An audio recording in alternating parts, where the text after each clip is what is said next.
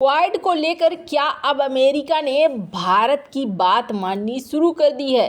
जानेंगे एरिक ग्रेसेटी ने ऐसा क्या कहा है। तो वहीं क्या जापान को लेकर अमेरिका के राय पहले कुछ और थे।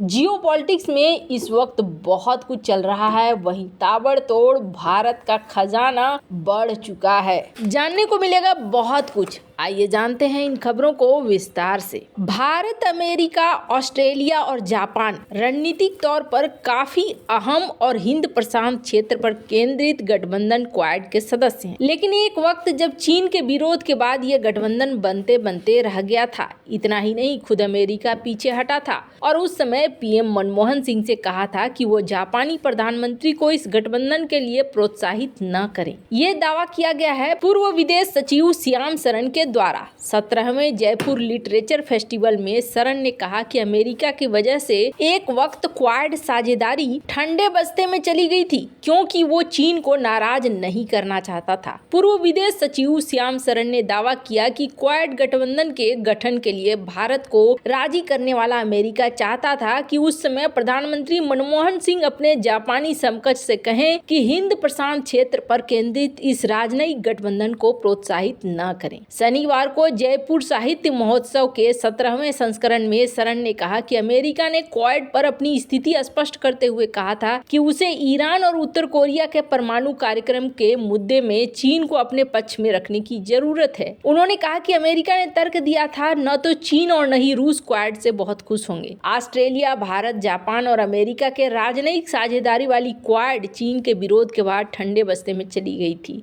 वैश्विक मामलों में चीन के बढ़ते प्रभाव के बाद 10 साल के अंतराल में 2017 में इसे बहाल किया गया। सरन ने कहा कि हमारे प्रधानमंत्री डॉक्टर मनमोहन सिंह की आधिकारिक टोक्यो यात्रा से पहले हमारे अमेरिकी मित्रों ने मुझसे संपर्क कर कहा था, कृपया अपने प्रधानमंत्री से कहे वो क्वाड पर आबे को प्रोत्साहित न करें, वो इस पर आगे बढ़ना चाहेंगे। ये समय नहीं है हम ऐसा करें। साल 2004-2006 के बीच विदेश सचिव रहे सरन ने शनिवार को जेएलएफ में heart of matter quad the new Indo Pacific vision के नाम के सत्र पर टिप्पणी की। अमेरिकी रुख से आश्चर्यचकित सरन ने कहा कि उन्होंने अमेरिकी अधिकारियों से 2 बातें पूछी। जापान आपका सहयोगी है, आप खुद उनसे बात क्यों नहीं करते? आप ही लोगों ने हमें समझाया है कि यह एक बेहतरीन मंच है, अब आप पीछे हटने की कोशिश क्यों कर रहे हैं? सरन ने कहा कि अमेरिकी अधिकारियों ने जवाब दिया, हमें आज चीन की जरूरत है क्योंकि हमारे सामने यूएनएससी के सामने ईरान परमाणु मुद्दा है। हमारे सामने उत्तर कोरिया को लेकर 6 पक्षीय वार्ता भी है जिसे हम पुनर्जीवित करने की कोशिश कर रहे हैं। ऐसा नहीं है कि हम पीछे हट रहे हैं, लेकिन फिलहाल हमें इंतजार करना चाहिए। खैर, इससे अमेरिका की नीति का पता चलता है। आप दुनिया की इकलौती महाशक्ति का दम भरने वाले अमेरिका को सबसे ज्यादा खतरा किसी से अभी है तो वो है चीन से। करीब 17 साल पहले अमेरिका इसी चीन को नाराज करने का जोखिम तक नहीं उठाना चाहता था। उसे ईरान और नॉर्थ कोरिया के न्यूक्लियर प्रोग्राम को लेकर बीजिंग का साथ चाहिए था। अमेरिका ने उस समय इस तरीके से कहा, लेकिन आज क्या कह रहा है? क्वाड में भारत की भूमिका को लेकर अमेरिका के राजदूत एरिक ग्रेसेटी ने इन्हीं शब्दों में बयान किया है। वो भी रविवार को जेएलएफ में आए थे। गारसेटी ने क्वाड को एक तरह की डिनर पार्टी भी करार दिया। अमेरिका का क्वाड और उसमें भारत को इतनी अहमियत देना चीन के लिए सीधा संदेश है। राजनीतिक झंझावात में उलझे पाकिस्तान के लिए तो बहुत बड़ा मुसीबत है। अमेरिका पहले से ही नाराज है। चीन अब बहुत ज्यादा सह देने के मूड में नहीं है। जेएलएफ के 17वें एडिशन में बोलते हुए गारसेटी ने कहा कि भारत काफी हद तक क्वाड के ड्राइवर्स सीट पर है। शायद अमेरिका अगली सीट पर करेक्टिव स्टीयरिंग व्हील के रूप में।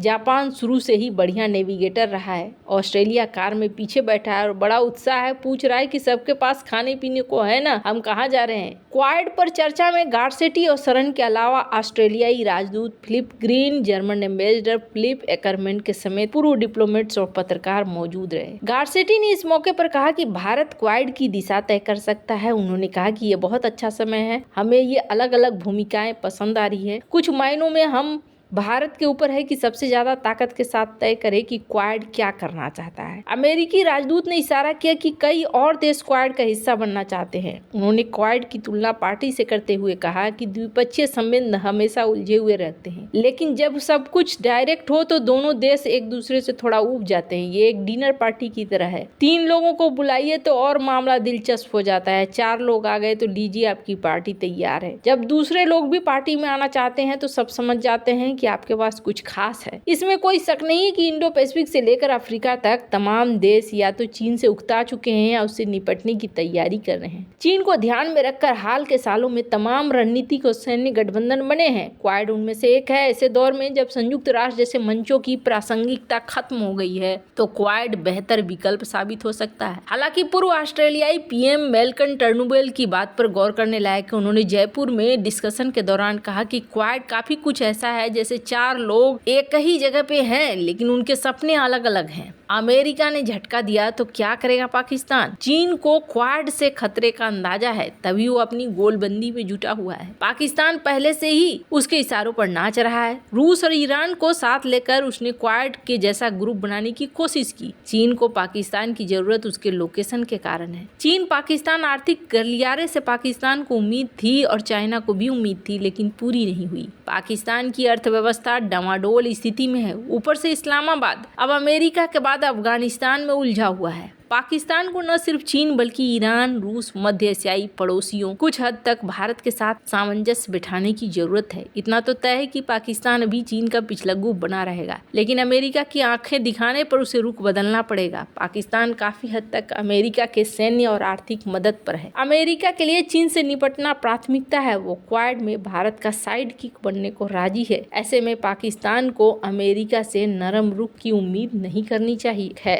एरिक ग्रासेटी ने इस चीज को कह दिया कि इंडिया तय करेगा क्या करना चाहिए और क्या नहीं करना चाहिए। दरअसल 26 जनवरी के बाद एक क्वाड की बैठक होनी थी और ये बैठक नहीं हो पाई, पर बाइडेन ने डेट के बारे में कुछ कंफर्म नहीं किया। अभी डोनाल्ड लू आए हैं कि अगली बैठक की तारीख तय होगी कि कब भारत में ये बैठक होगी। ऐसा लग रहा है जैसे अचानक से अमेरिका को अब समझ में आने लगा है। खैर, जहां एक तरफ ये सब कुछ चल रहा है तो वहीं दूसरी तरफ भारत के खजाने में जबरदस्त बढ़ोतरी हो रही है और ये भारत के लिए एक बहुत ही बढ़िया वाला खबर लेकर आया है। स्क्रीन पर एक लिस्ट देख रहे हैं, जिस लिस्ट में देशों के नाम हैं, किसके फॉरेक्स रिजर्व कितना ज्यादा बढ़े और किसके फॉरेक्स रिजर्व में गिरावट देखने को मिली। आपको बता दें, हांगकांग में गिरावट देखने को मिल रही है, साउथ कोरिया के फॉरेक्स रिजर्व में भी गिरावट देखने को मिल रही है, जबकि भारत के फॉरेक्स रिजर्व में बढ़ोतरी देखने को मिल रही है और बढ़ोतरी के साथ भारत का फॉरेक्स रिजर्व $616 बिलियन का हो गया है। खैर, इन सब में सबसे ज्यादा पाकिस्तान को लेकर है, $8 बिलियन हैं। इसमें भी अभी फॉरेक्स रिजर्व में गिरावट ही देखने को मिल रही है। खैर, भारत जिस तेजी के साथ आगे बढ़ रहा है, बहुत सारे फैक्टर बन रहे हैं। फॉरेन डायरेक्ट इन्वेस्टमेंट से लेकर कई सारी चीजें हैं जो कि बेहद महत्वपूर्ण कारक बन रही हैं इस फॉरेक्स रिजर्व के, जहां से भारत के अंदर पैसा आ रहा है। वैसे आपको क्या लगता है इन सब मामले में? आपकी क्या राय है? कमेंट कर जरूर बताएं। जल्द मिलते हैं अगले वीडियो में नई खबर के साथ।